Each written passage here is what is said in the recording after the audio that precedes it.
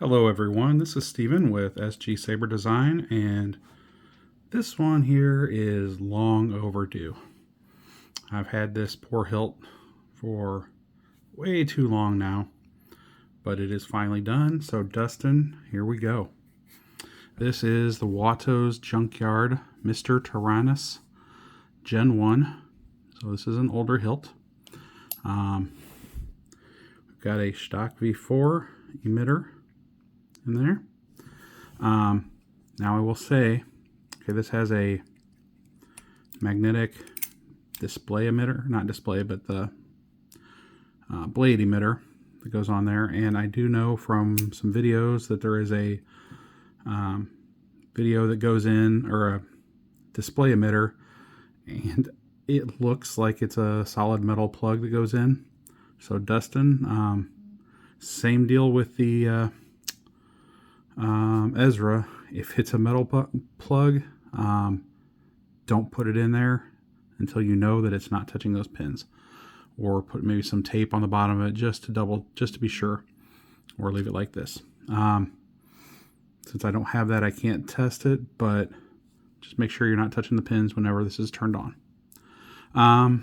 So this one has a Goth3Designs Chassis. It's a nylon printed chassis, I believe, and that had to be ordered, and that it probably took a couple months to get that from the Kyber Temple. So that's part of why this took so long, and it also uses parts that I don't normally use, so I had to source those. Pardon this, it is a fingerprint magnet, so even though I just wiped it down and washed my hands, it is still getting covered with fingerprints already. This is a single button saber. It's right here.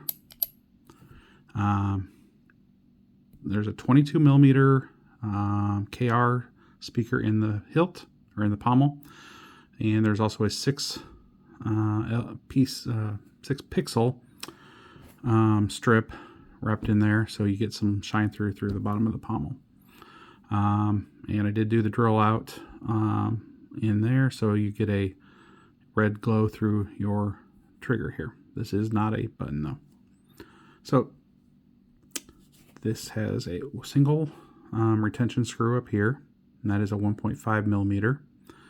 So you're gonna need that, and then to open it, you will need a 2.5 millimeter to take off your cover tag.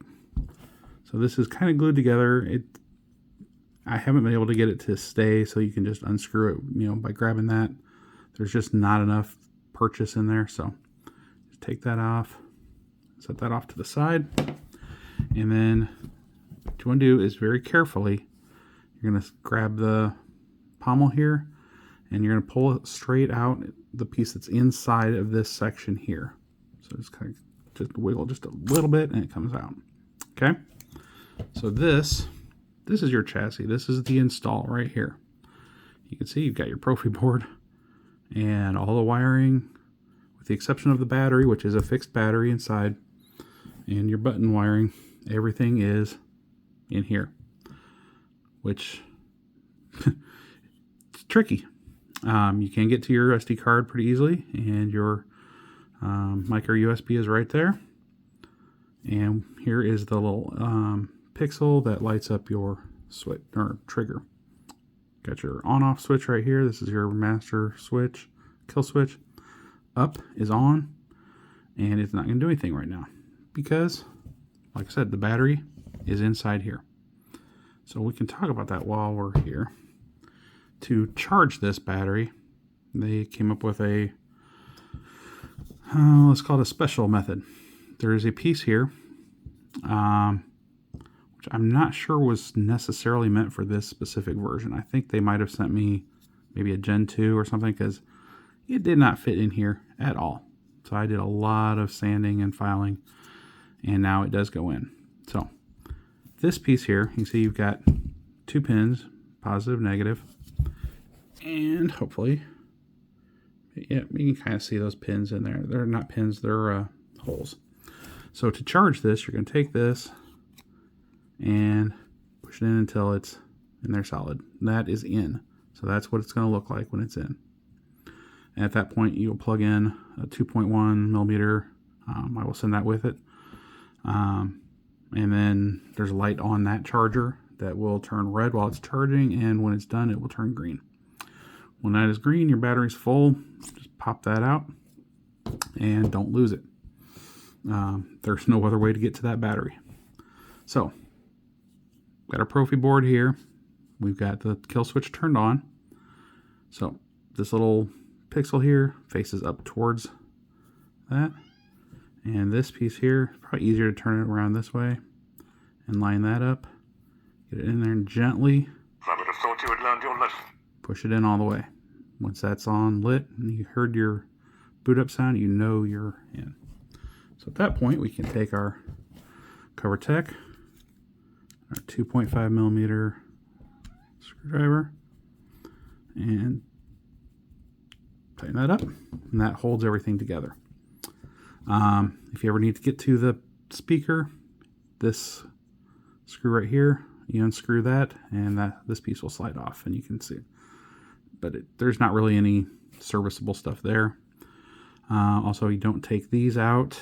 These two here are holding the orientation of the battery piece, the piece of the chassis that's holding the battery, and it has the pins that line up with the, well, not the pins, but the receiving pieces for the pins on here. So if you take these out, that can twist. It's not really keyed in there any other way, so don't do that. Just leave those in, make sure they stay tight. And you see we've got a heartbeat going here on our trigger. And if we hit our button here, you can see we are lit up. Now, single button, you hold it to turn the blade back off.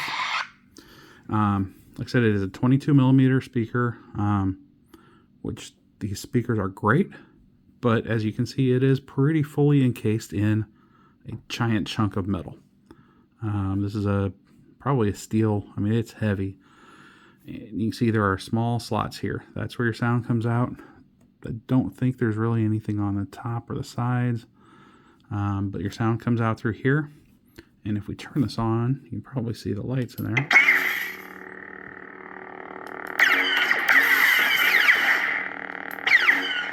So,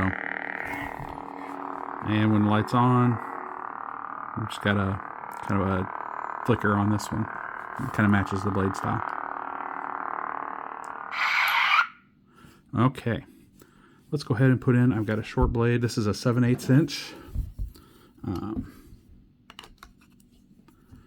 Just gonna put a short blade in, and this one is a 1.5 millimeter set screw. I put in a 10 millimeter set screw here, so you can actually get to it right here. If you don't like to see that, you can back that out and put in maybe a 5 millimeter or something like that. But then even this one, with a shorter one, had trouble getting into it because it's as you can see, it goes quite a ways in there. So like I said, that's a 10 millimeter, and you can actually get to it from the outside pretty easily. So we can turn this on.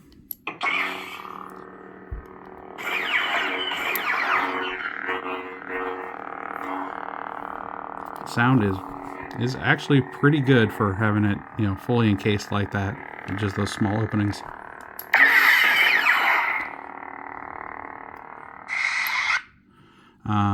There are a number of Dooku fonts on here. So to change fonts on a single button, you just kind of hold the button for like a full second. Count Dooku. Your swords, please. We don't want to make a mess of things in front of the Chancellor.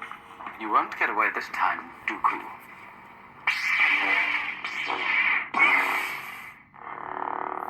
One always gets me. I hear that first one and think, uh-oh, my blade's not in. But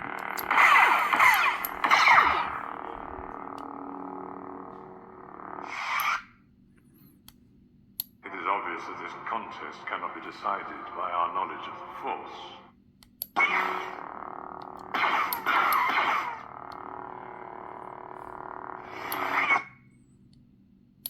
Let me give you peace, Master Yaddle.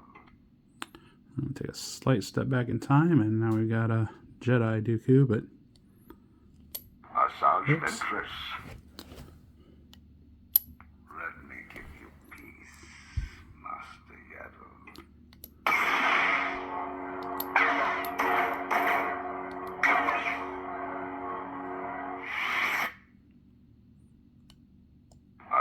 Ventress.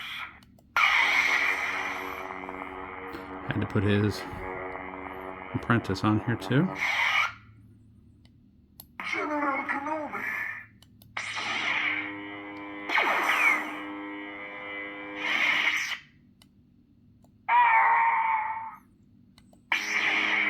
Some Yoda.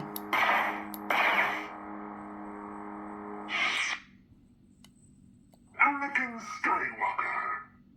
Now, you can also hold the button in, Select preset. and then you can do your rotate. Now, keep in mind your Proffie board is in here, so the orientation for changing volume or changing your presets is basically where this black band is. Anakin Skywalker. Master Qui-Gon. Kanan Jarrus. I knew I could count on you.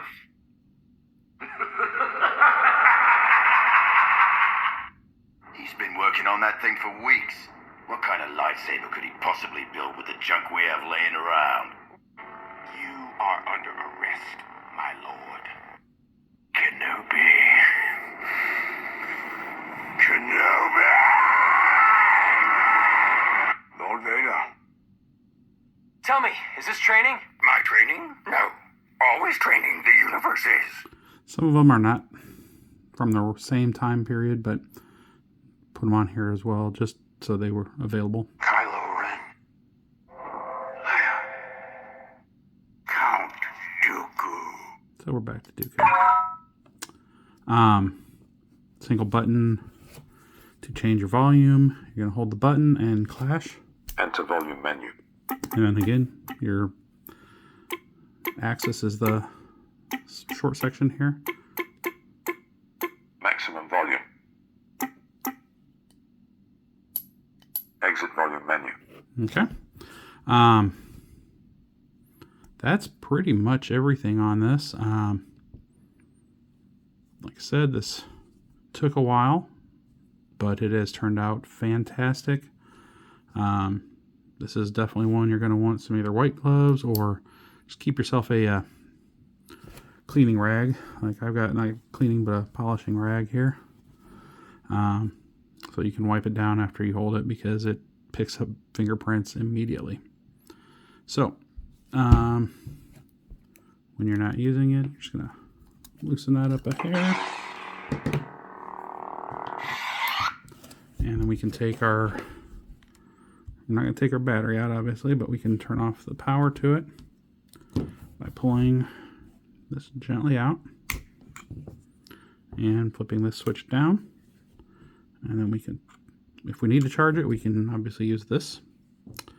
But if we're just going to put it back on the shelf, put it in like that and lock that piece back in with our CoverTech wheel. And lastly, we wipe it down and it's all good. Now, real quick, this button is a piece of cast brass, and then you've got your metal surrounding. The only thing that's pushing this button back up is the actual switch, the springiness of that switch.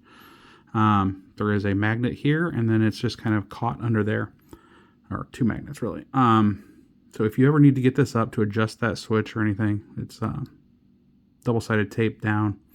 The easiest thing I found to do, because you can't really get your fingers on it, is just grab a piece of tape. You do a loop of tape and then just push on there and then lift up from this end right here. And this piece will kind of hinge up and then it'll pull out. So if that switch needs to be adjusted at all, it should be okay. I don't think it's going to move. But it took a lot of fiddling with it to get it working correctly. It's just, I mean, you're trying to keep the aesthetic of the saber, and that's it. So, like I said, if you have any questions, feel free to let me know. Anything that you want changed, any different fonts, there's time to change that yet. Anyone else has any questions, comments, please feel free to contact me either on YouTube or at my Etsy shop, sgsaberdesign.etsy.com. Everyone have a wonderful day, and may the Force be with you. Thank you.